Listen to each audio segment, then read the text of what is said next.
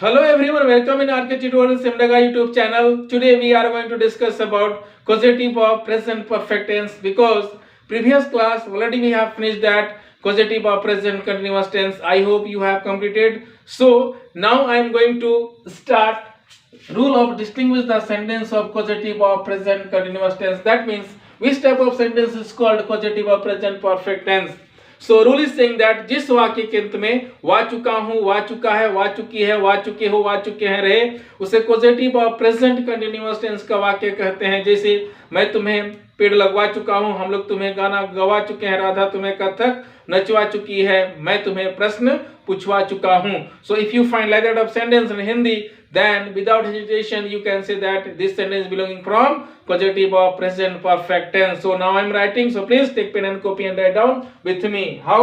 जिस वाक्य के अंत में वा चुका हूं, जिस वाक्य के अंत में वा चुका हूं, जिस वाक्य के अंत में वा चुका हूं, वा चुका है, वा चुका है, वा चुकी है, वा चुकी है, वा चुके हो, वा चुके हो, वा चुके हैं रहे, वा चुके हैं रहे, उसे positive of present perfect tense का वाक्य कहते हैं। One second I am saying that जिस वाक्य के अंत में वा चुका हूं, वा चुका है, वा चुकी है, वा चुके हो, वा चुके हैं रहे, उसे positive of present perfect tense का वाक्य कहते हैं। I am taking some example, please look at board.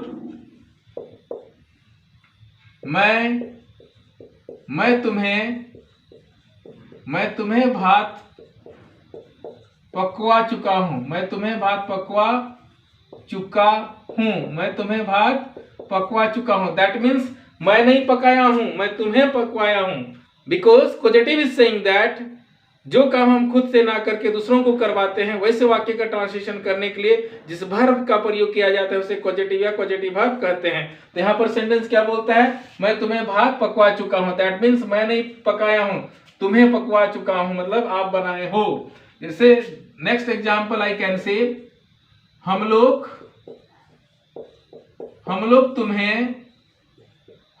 तुम्हें पत्र लिखवा चुके हैं। वेरी सिंपल, हम लोग तुम्हें पत्र लिखवा चुके हैं, हम लोग तुम्हें पत्र लिखवा चुके हैं। तुम मुझे हल चलवा चुके हो, हल चलवा चुके हो, तुम मुझे हल चलवा चुके हो। वह तुम्हें गाना गवा चुकी है, वह तुम्हें गाना गवा चुकी है, वह तुम्हें गाना गवा चुकी है। वे लोग तुम्हें गणित बनवा चुके हैं, वे लोग तुम्हें गणित बनवा चुके हैं, वे लोग तुम्हें गणित बनवा चुके हैं। राम तुम्हें पेड़ लगवा चुका है, पेड़ लगवा चुका है। दैट मीन्स वह खुद से नहीं लगाया, तुमको क्या किया है? लगवा चुका है। सीता तुम्हें प्रश्न पूछवा चुकी है, सीता तुम्हें प्रश्न पूछवा चुकी है।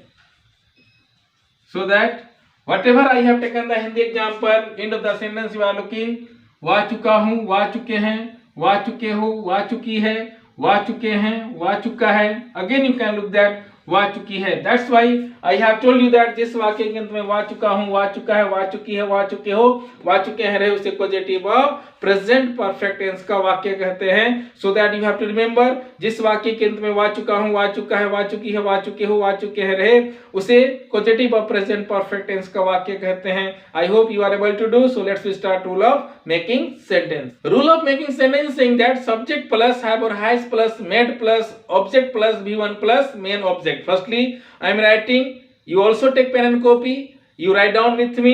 After then we will discuss about the rule. So rule is saying that subject plus have or has, Have or has? Already you are familiar with the have and has because already we have read present perfect tense. So subject plus have or has plus V3. But in the place of V3 we can use the made because made is the V3 of make because it is the causative verb. After then object, and this object will use for the person. After then V1 is compulsory. After then we can write here main object. So this is the rule of present perfect tense. We can't say that present perfect tense.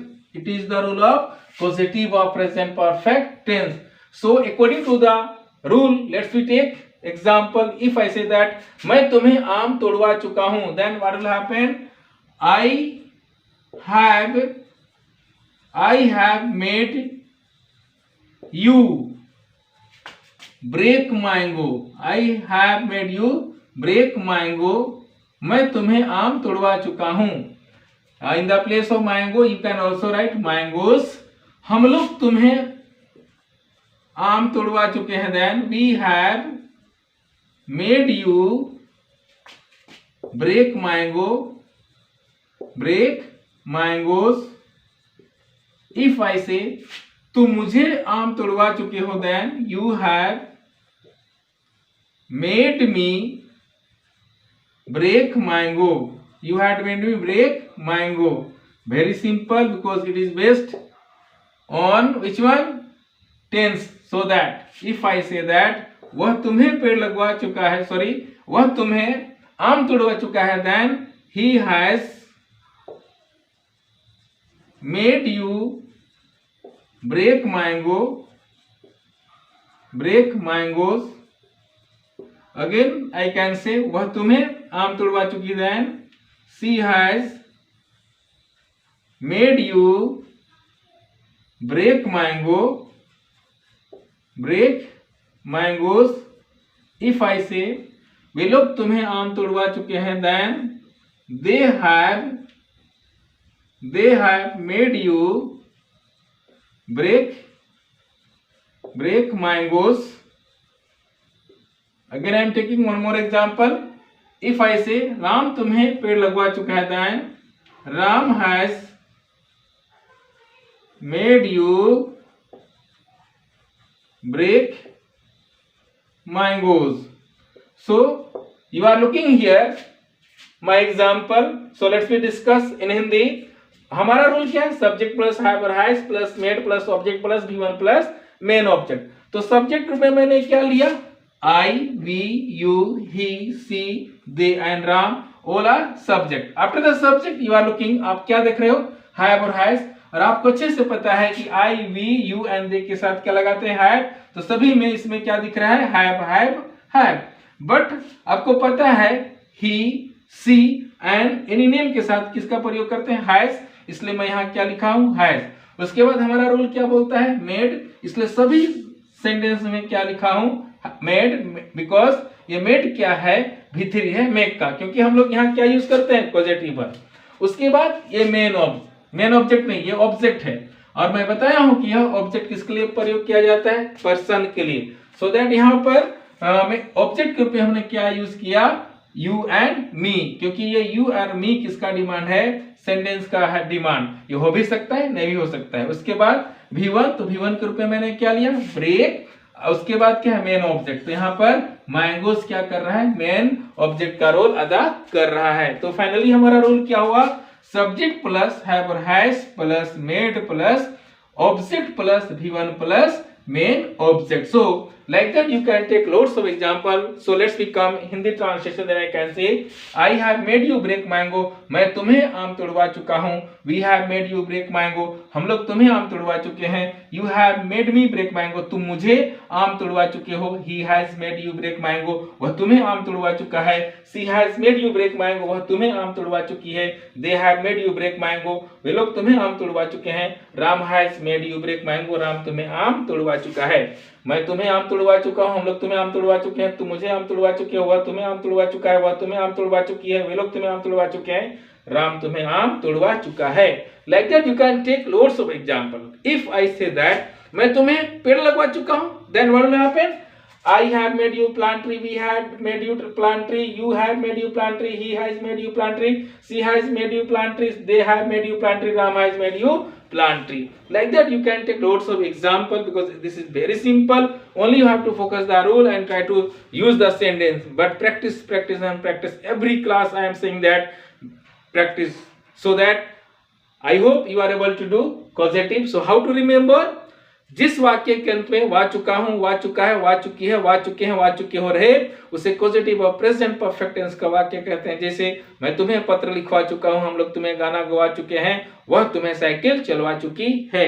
Rule of making sentence, subject plus have और has plus made plus object plus V1 plus main object. For example, I have made you break mango, we have made you break mango, you have made me break mango, he has made you break mango, she has made you break mango, they have made you break mango, Ram has made you break mango.